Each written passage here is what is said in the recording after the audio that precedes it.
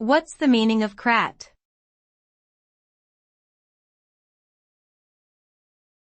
Crat.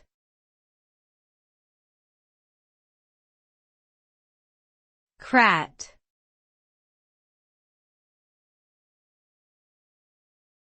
Crat.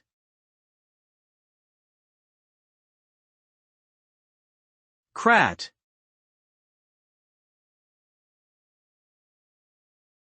The suffix crat is derived from the Greek word kratia, which means power or rule.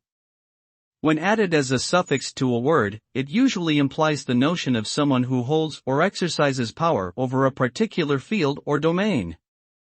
It can be used to describe various kinds of people, such as bureaucrats, aristocrats, technocrats or plutocrats, who possess varying degrees of power and influence within their respective domains. Overall, the addition of crat to a word suggests that the individual or group in question has a significant amount of control or authority in a specific area.